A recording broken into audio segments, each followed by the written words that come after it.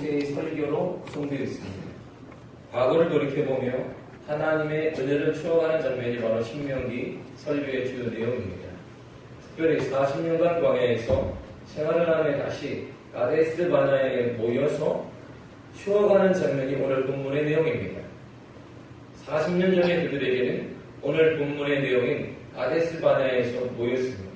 그리고 하나님의 은혜 가운데 40년 동안 광야 생활을 다시 한 후에 똑같은 장소인 가데스 바네아에 다시 모여서 하나님의 은혜를 과거를 돌이켜보는 장면이 오늘 본문입니다. 40년 전에 바로 이곳 가데스 바네아에서 12지파를 뽑았습니다. 그리고 정탐을 보냈습니다. 정탐을 보낸 다음에 이들이 40일 후에 돌아와서 보고를 이렇게 합니다. 민수기 13장 32절과 33절을 다 같이 읽도록 합니다. 시작. 이스라엘 자손 앞에서 그 정탐한 땅을 악평하여 이르되 우리가 두루 다니며 정탐한 땅은 그 거리들을 삼키는 땅이요 거기서 온 모든 백성은 신장이 장대한 자들이며 거기서 네피림 후손이 아낙 자손의 거리들을 모았나니 우리는 스스로 보기에도 네피리 같으니 그들이 보기에도 그와 같았을 것입니다. 네. 이들이 이런 보고를 40년 전에 동일한 장소에 가데스 바네아에 모여서 이스라엘 백성들에게 보고를 했습니다. 우리는 메뚜기와 같다. 우리는 들어갈 수가 없다. 우리가 만약에 발을 들여놓으면 우리는 다 진멸될 것이다. 죽임을 당할 것이다. 바로 이런 말입니다.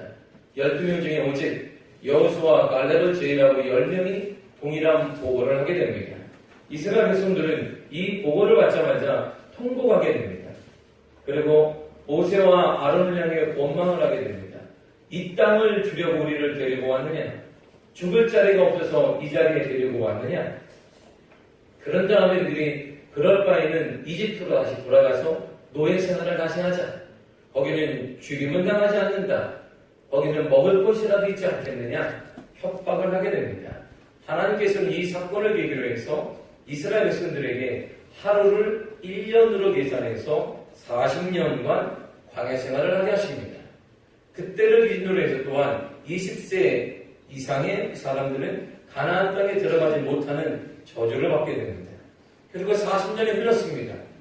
다시 40년 후에 이제 최장자가 누구냐면 60이 된 사람들이 이제 모였어요. 다시 어느 장소에? 가데스 바네아에. 그러니까 이들에게 가데스 바네아는 어떤 땅일까요? 저주의 땅이에요. 실패의 땅입니다. 아픔의 땅입니다. 숨기고 싶은 과거예요. 우리가 가데스 바네아의 40년의 사건만 아니었다면 우리 아버지 어머니는 살아계셨을 것이다. 천국에 가셨을 거야. 가데스 바네아의 40년 전에 실패만 아니었다면 우리는 지금처럼 헤매지는 않았을 거야. 40년 전에 분명 하나님의 은혜 가운데 가나안 땅에 들어가야 되는데 이들은 40일간 정탐한 후에 악평을 하고 거기에 동기부여를 해서 거기에 그들이 맞다라고 찬송을 하므로 40년간 광야 생활을 한 후에 다시 이들이 가데스 바네아에 돌아왔습니다. 어떤 땅이겠어요? 이 땅이 실패한 곳이, 믿음으로 완전히 실패한 곳이, 희망이 없는 곳입니다. 저주의 땅입니다. 한숨의 땅입니다.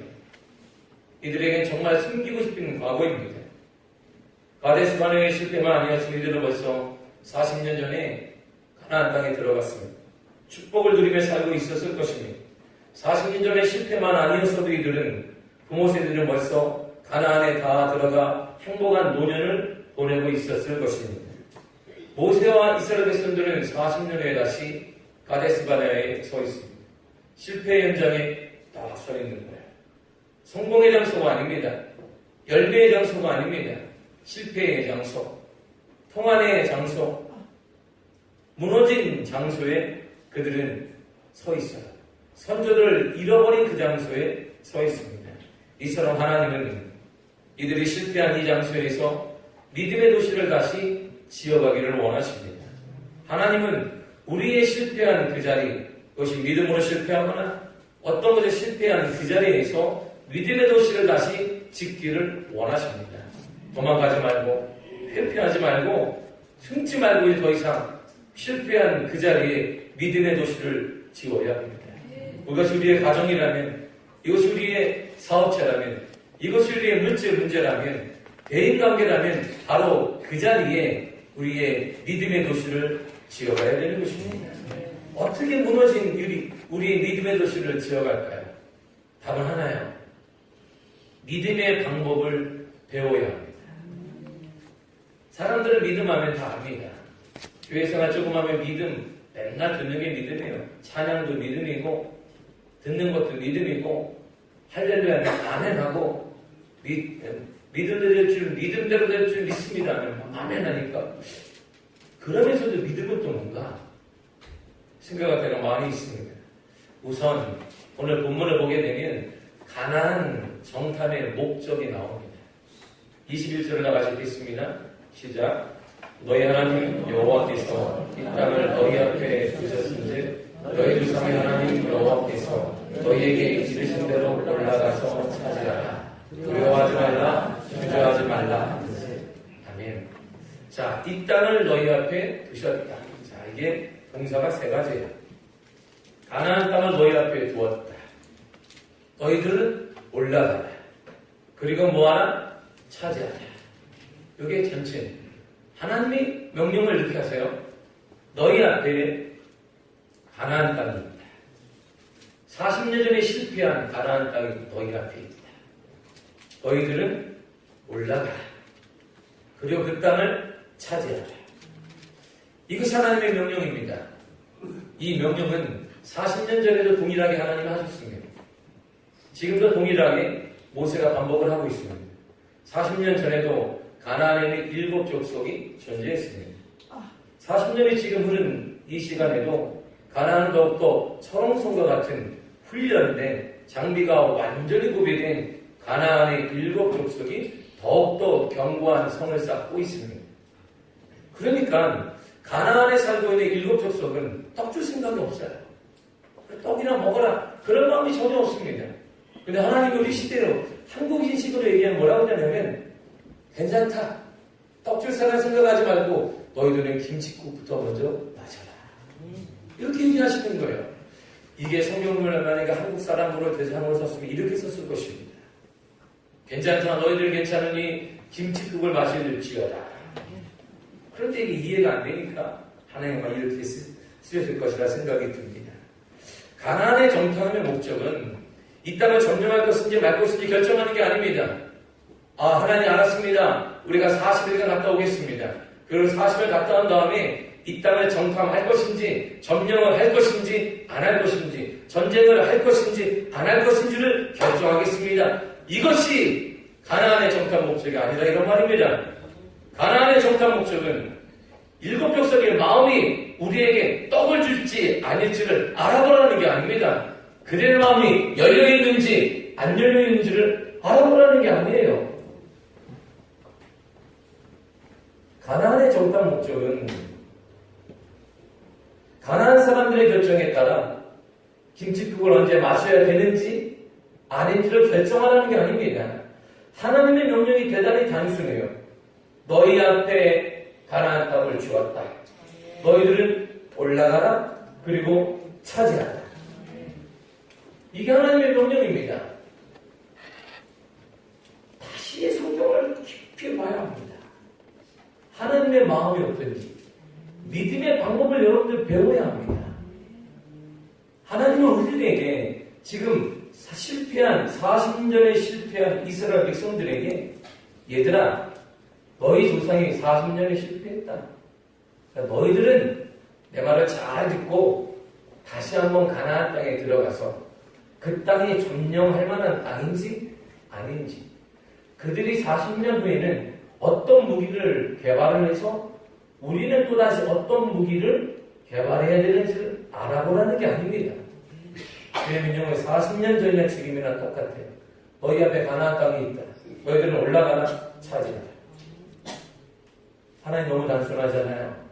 이게 하나님의 명령이에요.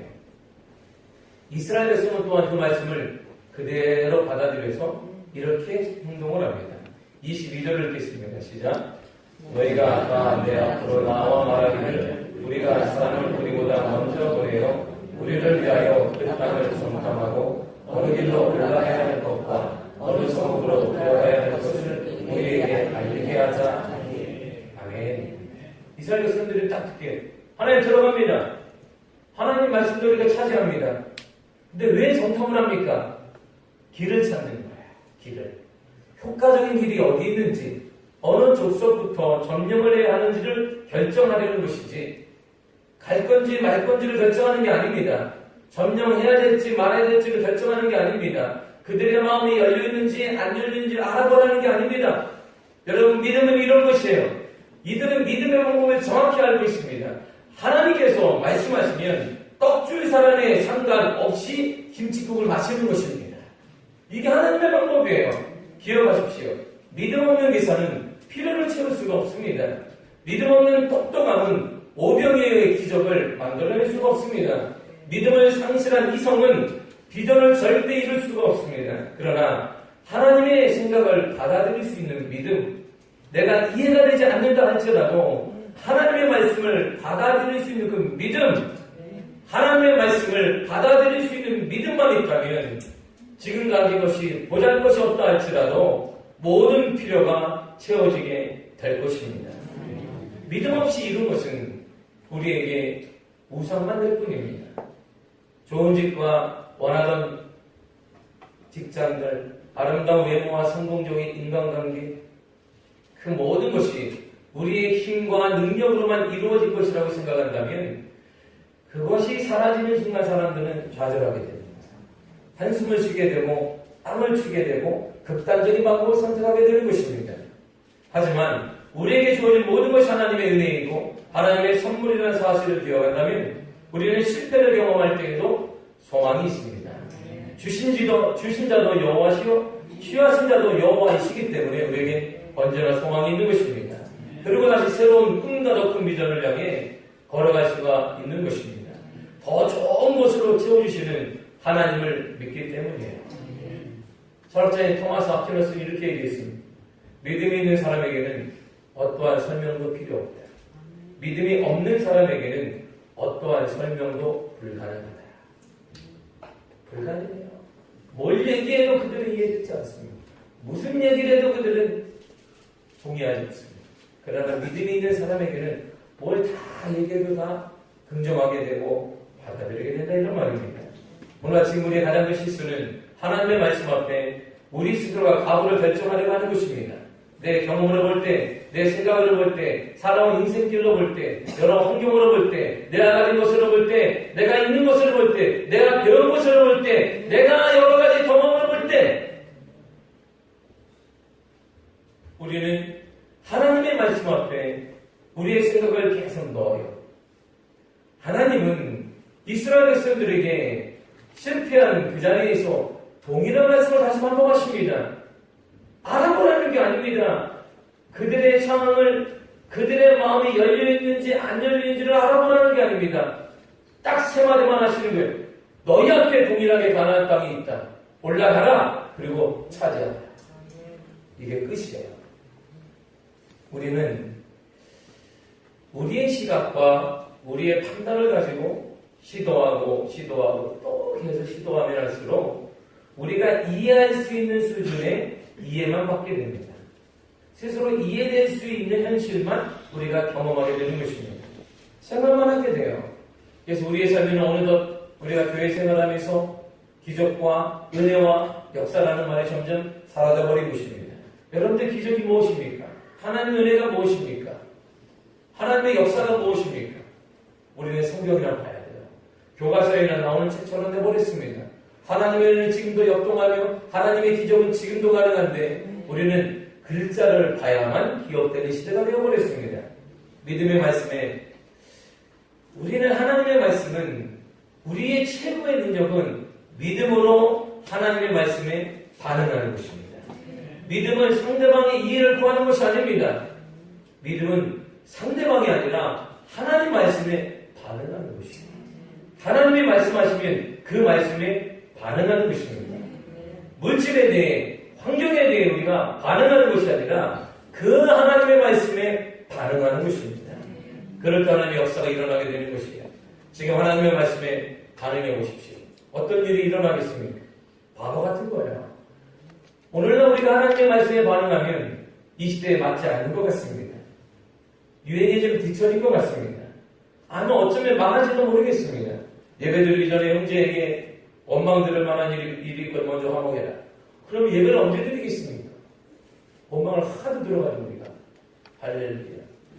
화해하고 예배를 드리라고 했으면 싸운 사람들 다 이렇게 하다 보면 예배를 못 드려요. 우리는 너무 엉키고 설키게 많아가지고 이성을 보고 음란한 생각만 품어도 가늠하는 것이니 생각을 조심하라. 이거 정말 힘든 일입니다. 그러면 이쁜 여자가 지나가는데 이렇게 본 것도 음욕을 품은 것인지 눈만 이렇게 한 것도 음욕을 품은 것인지 헷갈린단 말입니다. 몸이 다 가야 음욕을 품은 것인지 아니면 이렇게 하는 것인지 기준점이 없어요. 오른밤을 치더도 왼밤을 던져대라. 억지로 오리를 가려고 심리를 가게 해라. 사랑하는 사람을 사랑하는 것 대단히 쉬운 일이 그러니 너희는 원수를 사랑해라. 구제하거나 선한 일은 아무도 모르게 은밀하게 해라. 용서하라. 비판하지 말아라. 욕심부리지 말고 네가 가장 값지게 여기는 것 그것을 나누고 섬겨라. 높은 사람이 되고자 하느냐 낮은 자리로 섬기는 자가 되라. 보물을 땅에 쌓아두지 말아라. 하늘에 쌓아두라. 이 시대에 이렇게 살아간다면 과연 부자가 생길 것인가 고민에 빠질 때가 있습니다. 우리는 어떻게 살아갈 수 있는가라는 생각에 빠질 때가 있습니다. 하나님의 말씀은 현 시대와 달라도 너무나 달라요. 우리가 추구하는 것과 다릅니다. 어쩌면 우리의 기도 제목과도 다를지도 모르겠습니다. 완전히 달라요. 자신밖에 모르고 자신의 이익을 최고로 여기는 이 시대 속에 이런 하나님의 말씀에 반응해 보십시오. 어떤 일이 일어나겠습니까? 하나님의 말씀대로 산다면 우리는 바보 소리를 듣거나 망하거나 아니면 우리에게서 다 빼앗기거나 안간한 이 시대에 정글의 법칙과 같은 이 시대에 우리는 쫄딱 망할지도 모르겠습니다. 그러나 하나님이 우리를 보호하여 주십니다. 이것이 우리의 믿음이에요. 이렇게 살아도 우리는 든든할 것입니다. 이렇게 사는 자를 하나님은 찾고 계십니다. 절대 망하지 않습니다. 바보가 되지 않습니다. 오히려 존경받는 사람이 될 것입니다. 오히려 일어나게 될 것입니다. 여러분들의 사업체는 일어나게 될 것이며 여러분들의 직장에서 인정받게 될 것이며 여러분들의 가정이 회복될 것입니다. 치유될 것입니다. 이게 하나님의 방법이에요. 이게 하나님의 역사입니다. 이게 하나님의 기적입니다. 이 기적을 경험하시기를 축복합니다. 이 기적권을 우리가 누려야 된다 이런 말입니다. 그래서 고린도후서 6장 9절과 10절 이렇게 말해주고 있습니다. 다 같이 있습니다. 시작. 무명한 자 같으나 유명한 자요. 죽은 자 같으나 오라 우리가 살아있고 징계를 받는 자 같으나 죽임을 당하지 아니하고 근심하는 자 같으나 항상 기뻐하고 가난한 자 같으나 많은 사람을 부유하게 하고 아무것도 없는 자 같으나 모든 것을 가진 자. 아멘. 이게 우리의 삶이에요. 할렐루야. 이게 하나님의 약속입니다. 하나님의 약속을 반드시 지켜주십니다. 우리는 그걸 믿는 거예요. 광야 생활하고 있는 이스라엘에게 하나님은 동일하게 이렇게 말씀하셨습니다. 민수기 34장 2절입니다. 시작. 너는 이스라엘 자손에게 명령하여 그들에게 이르라. 너희가 가나안 땅에 들어가는 때에 그 땅은 너희의 기업이 되리니 곧 가나안 사방 지경이라. 지금 이스라엘은 사막 한가운데를 걷고 있습니다. 이 광야 생활이 성지순례를 하다 보면 이 사막이 우리가 생각하는 사막이 아니에요. 제가 성지순례를 예전에 하는데 동일하게 40년 동안 이들이 갔던 길을 걷는데 구름 한 점이 없어요. 구름 한 점이. 먹구름이라는 먹구름이라도 있으면 오기 딱 쉴 텐데 구름이 없어요. 그러더니 가이드가 뭐라고 하냐면 여러분 기적 같은 일이 일어났습니다. 비가 온다는 거예요. 비가 어디 딱 끝났어요. 1년치 비가 다 왔습니다. 차가 약간 젖을만 하고 딱 끝났는데 1년치 비가 왔다는 거예요. 여러분은 비를 모았으니 기도를 많이 한 분이신 것 같다고. 구름 한 점이 없어요. 그러니까 어디 쉴 데가 없는 거예요. 광야에 사시는. 왜 하나님이 낮에는 구름 기둥으로, 밤에는 불 기둥으로 인도하신지 알 수 있습니다. 구름 기둥으로 인도하셔야 그들이 잘 계실 수 있습니다. 온도는 40도, 50도가 쫙쫙 올라가는데 구름이 없어요. 거기를 40년 동안 걷는 것이 소망이 없습니다. 뭘 먹을 수 있을까? 물은 있을까? 오직 하나님만 바라보는 것입니다. 하나님만 생각하는 것입니다. 하나님의 은혜만 구하는 것입니다. 하루하루를 하나님의 지시하면 지시하는 대로, 멈추라 하면 멈추고, 먹으라 하면 먹는 것입니다. 매일같이 사막 생활을 하면서 일용할 양식을 구하며 살고 있는데 하나님은 느닷없이 지금 오늘도 알지 못하는 그들에게 너희들이 들어가서 차지할 가나안 땅의 영토를 동서남북으로 지명까지 언급하며 이것이다라고 말씀하시는 거예요. 이게 신명기 34장 2절입니다. 너희들이 차지할 땅은 동서로 이 땅이야. 이스라엘 백성들은 지금 어떤 시기를 보내냐면 하루하루의 양식이 급한 거예요. 하루하루 먹고 사는 게 힘든 것입니다. 오늘 하나님이 만나를 주시지 않으면 굶는 거예요. 물을 주시지 않으면 죽는 것입니다. 그런데 그들을 향하여서 하나님은 오늘 줄게, 뭘 줄게, 받아라 이렇게 말씀하시는 것이 아니라 너희들이 가나안 땅에 들어갈 거야. 그러면 동서남북으로 지명까지 정확히 얘기해 주면서 이 땅을 너희들을 차지하게 될 것이다. 지금 사막에 있다 할지라도 하나님의 명령으로 가요. 사막과 같은 어려운 가운데 살아간다 할지라도 하나님의 약속을 믿고 꿈을 꾸라는 것입니다. 가나안에 들어가게 될 거야. 너희들은 반드시 들어가게 된다. 꿈을 꾸라는 것입니다. 사랑하는 성도 여러분, 꿈을 꾸시기를 바랍니다. 믿음의 꿈을 꿔야 됩니다. 우리 미안교회 믿음의 꿈을 꾸시기를 바랍니다. 여러분 가정의 꿈을 꾸시기를 바랍니다. 소망을 꿈꿔야 됩니다. 사막에 있다 할지라도, 어려운 가운데 있다 할지라도 가나안 땅을 설계하신 그 하나님으로 인해 여러분들 꿈을 우리 모두 꾸시기를 바랍니다. 희망이 없는 사막에 있다 할지라도 희망 없는 미래를 꿈꾸지 말고 믿음으로 점령할 가나안 땅에 구체적인 그림을 가지고 있어야 됩니다. 과거의 아픔을 상기하지 말고 과거의 실패에 얽매이지 말고 기회를 주시는 하나님의 약속을 믿고 구체적으로 꿈을 꾸시기를 바랍니다. 미아교회의 꿈을 꾸고 여러분 사업장의 꿈을 꾸고 가정의 꿈을 꾸며 자녀의 꿈을 꾸시기를 바랍니다. 이것이 그냥 하나님의 믿음의 방법이에요. 회복된 멋있게 지어질 믿음의 가정, 믿음의 도시를 함께 꿈꿔야 합니다. 여러분 자신의 모습을 그리십시오. 자녀의 모습을 꿈꾸며 그리고 김치국을 마시는 것입니다. 하나님이 허락해 주실 것입니다. 두 소경이 예수님의 소문을 듣고 찾아왔습니다. 이들은 예수님의 소문을 듣자마자 믿음으로 자신들의 눈이 떠질 것을 믿고 그렸습니다. 그리고 믿음으로 나아갔습니다. 의설도 안 돼요. 환경도 안 돼요. 다 좌절입니다. 바보 같은 사람들이에요. 당시 유대인들의 사고로는 너희들이 죄를 범하거나 부모가 죄를 범했기 때문에 형벌을 받는 것으로 생각했습니다. 그러나 그들은 꿈을 꿨습니다.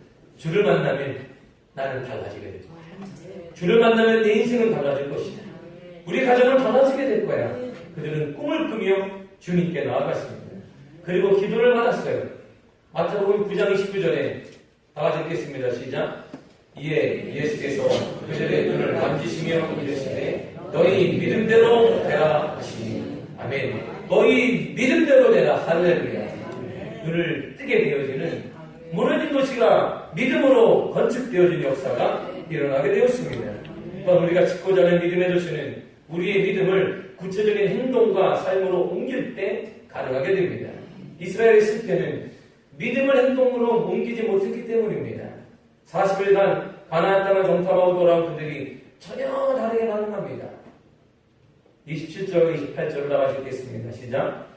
장막 중에서 원망하여 이르기를 여호와께서 우리를 미워하심으로 아모리 족속의 손에 넘겨 멸하시려고 우리를 애굽 땅에서 인도하여 내셨다가 우리가 어디로 가랴 우리의 형제들이 우리를 낙심하게 하여 말하기를 그 백성은 우리보다 장대하며 그 성읍들은 크고 성곽은 하늘에 닿았으며 우리가 또 거기서 아낙 자손을 보았노라 하는도다. 지금 40년 만에 가나안 땅 가데스바네에 돌아와서 모세가 설교하며 과거를 회상하는 거예요. 40년 전에 우리 선진들이 이렇게 했다. 하나님이 약속한 땅, 가나안 땅을 너희 앞에 두었고 올라가고 차지하라고 하셨는데 전혀 믿음으로 반응하지 않고 악평을 했다. 그래서 우리의 선지들은 거기에 동조했다. 과거 우리 이랬다. 그래서 우리가 지금 40년간 광야 생활한 거야. 그래서 우리가 40년간 어렵게 살았던 거야. 희망이 없이 살았던 것이지. 이 얘기를 지금 회상하는 것입니다. 막상 이들이 가나안 땅을 보았더니 축복의 땅이 맞았다는 겁니다. 그러나 일곱 족속이 이미 대단했습니다. 그러니 문제가 많았어요. 그 문제 앞에 우리의 믿음은 행동으로 발전하지 못했다 이런 말입니다. 그러므로 현실 속에서 행동으로 옮겨지지 않는 것은 우리의 믿음은 현실 속에서 우리의 믿음의 행동과 열매를 나타나지 않는다면 그 믿음은 실패하며 가짜입니다. 우리의 삶 속에 믿음이 행동으로 옮겨져서 꽃을 피우지 못하는 것은 가짜 믿음입니다. 여호수아 1장 3절은 이렇게 말씀하고 있습니다. 시작. 내가 모세에게 말한 바와 같이 너희의 발바닥으로 밟는 것은 모두 내가 너희에게 주었노니. 아멘. 축복의 가나안 땅이 우리 앞에 있습니다. 그러나 밟지 않으면 점령하지 못한다 이런 말입니다.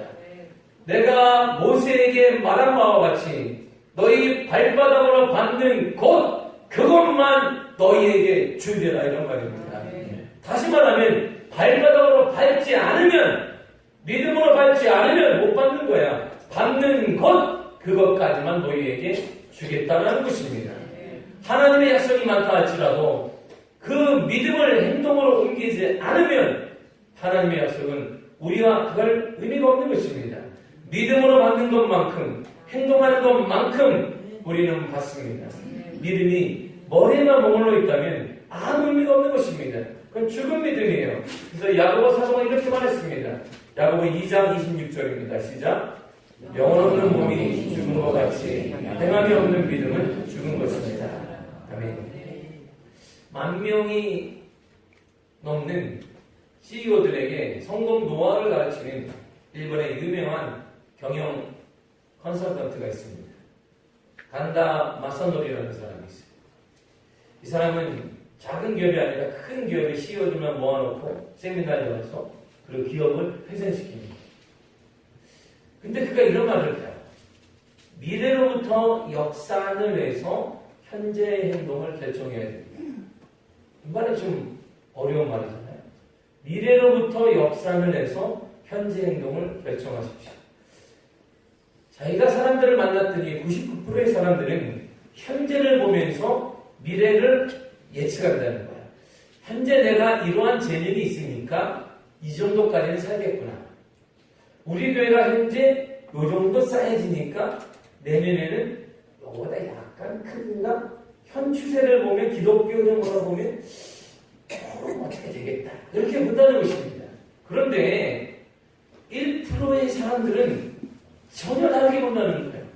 미래를 딱 보고 그 미래를 이뤄가기 위해 현재 내가 무엇을 해야 되냐를 결정한다는 것입니다. 미래의 모습이 내가 딱 그려놓고 이렇게 우리 기업이 되려면 현재 우리 기업이 어떻게 해야 되는가를 결정하고 실행한다는 것입니다. 물론 후자에 속한 1% 사람이 성공한 사람이고 이들 때문에 99%의 사람이 먹고 산다는 것입니다. 대부분의 사람들은 1%의 사람을 이해하지 못한다고 해요. 1%의 인간은 미래에 이를 모습을 꿈꿉니다. 그리고 그 꿈을 이루기 위해서 오늘 행동을 결정하는 것입니다. 이렇게 오늘 행동해야 되겠다. 그 자신이 목표하고 상상하는 것을 이루기 위해서 지금 이 자리에서 내가 무엇을 해야 하고 말하고 행동해야 될지를 결정한다는 것입니다. 여러분, 미아교회가 1%의 교회가 되기를 축복합니다. 그렇다면 조국교회의 1%의 교회가 되기 위해 꿈꾼다면 현재 현재 우리 교회가 어떠한 모습을 취해야 될지를 우리는 결정을 해야 됩니다.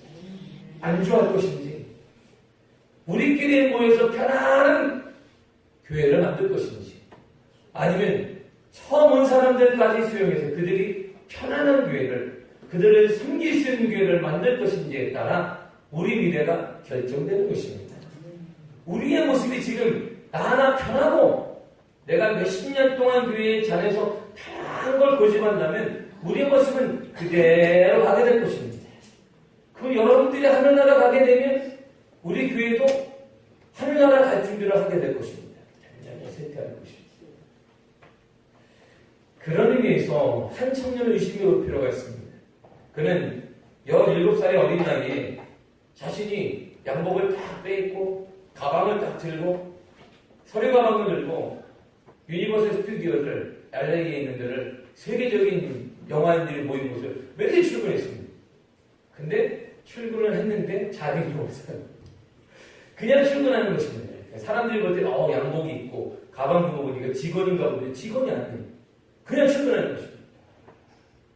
거기서 차도 한잔 마시고 난 사는 사람들이 이야 젊은 영화인인가 봐 그러면 대화도 안 그래요. 집에 돌아올 때 되면 차비가 없어가지고 그래서 다시 다음날에 정장을 딱 빼고 그 하나하나 정장이 구겨질까봐 탁 입고 서류 가방 들고 저처럼 이렇게 꼬마들도 바르고 다시 출근하는 것이죠. 계속 스튜디오를 계속 들락는 거. 그가 누구냐면 전 세계 영화계에서 타의 추종을 불허하는 인물이 된 사람인데 그가 만든 영화가 이거예요. E.T. 인디아나 존스, 조스, 주라기 공원, 쉰들러 리스트, 라이언 1번 도와 수많은 영화를 만들어냈던 스필버그. 자신이 꿈꾸는 미래를 꿈을 꾸고 그 미래에 맞게 그를 행동하는 것입니다. 걸맞게. 우리가 너무나 잘 아는 찰리 채플린은 자신을 믿고 성공한 사람처럼 생각하고 행동해야 성공할 수 있다고 말하며 이렇게 얘기했습니다. 나 자신을 믿어야 됩니다. 나는 고아원에 있을 때에도 음식을 구걸하러 거리에 나섰을 때에도 나는 이 세상에서 가장 위대한 배우다라고 나 자신에게 말했다. 여러분 자신의 신념 그것도 자신의 인생을 바꿔요. 우리는 신념이 아닙니다. 우리는 믿음입니다. 신념은 자신의 의지로 자신의 미래를 바꾸는 것이지만 믿음은 우리의 믿음의 고백에 따라 하나님이 우리를 바꿔주시는 힘입니다. 이처럼 믿음이 아닌 믿음에 비하면 엉터리이며 가짜인 신념도 인생을 바꿀 수 있다면 믿음을 가지고 우리의 모습을 꿈꾸시기를 바랍니다. 그리고 오늘 행동하란 말입니다. 당당하게 행동하란 말입니다. 기죽지 말고 어깨 펴고 우리의 가정과 우리 교회는 세계적인 교회가 될 걸 믿으시기를 바랍니다. 그런 확신을 가지란 말입니다. 그리고 말하십시오 사람들에게. 미아교회는 세계적인 교회가 되고 있다. 할렐루야. 미아교회의 강국교회 교회를 먹여 살리는 교회가 될 것이다. 할렐루야. 이렇게 말해도 하나님이 듣고 하나님이 역사하여 주십니다. 우리의 고백은 신념이 아니에요. 우리를 믿는 신념이 아니란 말입니다. 우리는 하나님을 믿습니다.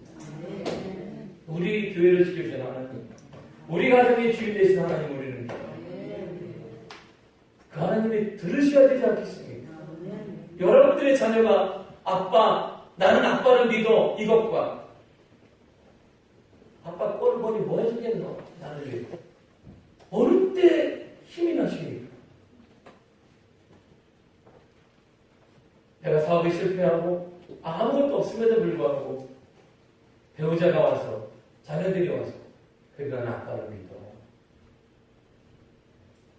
이것과 아이고 뭐 하나 해준 것도 없어요. 또 망이고 아이고 저걸 믿고 내가 무슨 어떻게 힘이 나십니까? 하나님이 역사할 만한 하나님의 나에게 관심을 가질 만한 믿음의 고백이 필요합니다. 마가복음 11장 24절 이렇게 말해주고 있습니다. 시작. 그러므로 내가 너희에게 말하노니 무엇인지 것은 받은 줄로 믿어라. 그리하면 너희에게 그대로 되리라. 아멘. 무너진 그것, 응답되지 않았던 기도 제목, 이젠 희망이 사라졌다고 생각하는 그 문제들 예수의 이름으로 회복을 믿는다면, 기도의 제목이 응답될 것을 믿는다면 응답 받은 것처럼 행동하십시오. 응답 받은 것처럼 말하시기를 바랍니다. 그리 하나님이 역사하십니다. 결국 하나님의 말씀 앞에 우리가 믿음으로 행동하지 못하고 믿음으로 김칫국을 마시지 못하는 것은 두려움 때문입니다. 21절을 다시 한번 읽겠습니다. 시작. 너희 하나님 여호와께서 이 땅을 너희 앞에 두셨은지 너희를 향해 하나님 여호와께서 너희에게 이르시려고 올라가서 차지하라. 두려워하지 말라. 주저하지 말라. 올라가서 얻으라. 차지하라고 했습니다. 그런데 하나님 인간의 마음을 알아요. 그래서 하나님 말씀을 두려워하지 마라. 절대 두려워하지 마라. 그들의 환경을 바라보며 나보다 뛰어난 그들을 바라보며 그들의 모든 것들을 바라보며 두려워하지 마라. 나는 너의 후원자입니다. 너는 내가 있으니 두려워하지 말아라. 주저하지도 말아라. 그래서 29절에 다시 이렇게 말씀하십니다. 29절 읽습니다. 시작. 내가 너희에게 말하기를 그들을 무서워하지 말라. 두려워하지 말라. 반복하십니다. 인간이 두려운 거예요. 믿음이 있더라도 우리가 교회 밖을 나가면 두려워요. 하나님 그걸 아시기 때문에 두려워하지 말아라. 다시 반복하시기를 두려워하지 말아라. 그 문제 두려워하지 말아라. 그 문제 두려워하지 말아라. 내가 너의 편이다. 내가 너의 편이다. 지금 우리는 두렵습니다. 그래서 참다와 헌신이 두려워요. 나눔이 두렵습니다. 말씀을 믿고 손해보는 삶을 사는 게 대단히 두렵습니다. 내가 그렇게 살 때 정말 하나님 나에게 갚아주실까? 내가 말씀대로 살았더니 하나님이 나에게 은혜를 주시지 않는다면 어떻게 하지? 내가 하나님께 믿음으로 드렸는데 이것이 내게 돌아오지 않으면 어떻게 하지? 두려움이 있어요. 그리고 두렵기 시작하면 놀라운 게 하나 따라다닙니다. 그 뭐냐면 계산을 해요. 하나님 앞에 계산을 해요. 내가 딱 드리면 하나님이 주면 안 주면 어떡하지 말아요. 놀라운 것은 내가 계산하기 시작하면 하나님도 나를 계산하기 시작하죠. 하나님의 계산이 완벽하죠. 얻을 게 없다 이런 말이에요. 하나님은 때로 우리에게 30배, 60배, 100배, 1000배 은혜를 주시지만 믿음이 없는 사람의 계산 앞에서는 정확히 주님이 행한 대로 받고 뿌린 대로 거두리라. 이렇게 냉정하게 말씀하십니다. 우리가 계산하면 하나님도 계산하기 시작하십니다.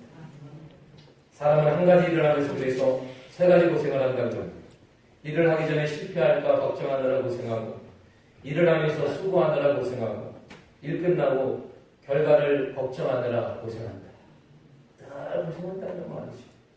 막연한 두려움 우리를 현실에 안주하게 만듭니다. 그리고 하나님께 더 가까이 나가는데 꿈과 비전을 따라 가는 삶을 막아버리게 됩니다. 그리고 결과는 무기력한 영적 상태에 빠져요. 감각을 잃어버립니다. 예배를 드려도 감각이 없습니다. 기도해도 감각이 없습니다. 행동하지 않습니다. 이제 그 생활이 지속이 되어지면 아무런 거리낌이 없어요. 이제 예배드리기 습관화되어 버리는 것입니다.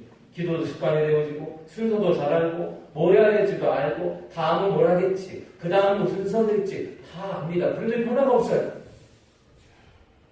우리 삶에 변화도 없고 기적도 없고 은혜도 없습니다.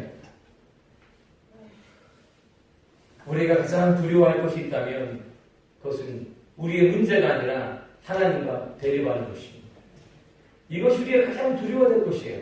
내가 믿음으로 실행하지 않은 하나님과 대립하게 된다면 내가 믿음으로 살지 않은 하나님과 등을 돌리게 된다면 우리 앞길이 막히기 때문에 이것을 가장 두려워해야 됩니다. 우리에게는 충분한 힘과 능력 되시는 하나님의 계심을 기억하십시오. 하나님이 우리 편이십니다. 하나님 우리 구원자가 되십니다. 세상의 어둠을 밝히고 잠든 영혼을 깨우는 살아있는 그리스도인이 되시기를 바랍니다. 마지막으로 누가복음 10장 19절에 읽고 마치겠습니다. 시작. 내가 너희에게 뱀과 정갈을 밟으며 원수의 모든 능력을 제어할 권능을 주었으니 너희를 해할 자가 결코 없으리라. 아멘. 내가 예수님이 너희에게 그리스도인에게 뱀과 정갈 사단의 무리를 밟고 사단의 모든 능력이 많아요. 물질의 문제를 통해서 사람과의 문제를 통해 여러 가지 문제를 통해 우리를 제어하지만 그러나 그 모든 것을 이길 힘을 우리에게 허락해 주셨습니다. 걱정하지 마시기를 바랍니다. 두려워하지 말고 믿음으로 꿈을 꾸시기를 바랍니다. 믿음으로 승리하시기를 바랍니다. 한 주간도 여러분들의 가정을 꿈꾸시기를 바랍니다. 이야기를 꿈꿔봅시다. 우리 자녀를 꿈꿔보는 것이에요. 그리고 살아갑시다. 하나님이 우리의 편이십니다. 여러분의 후자가 될 것입니다. 함께 기도하겠습니다.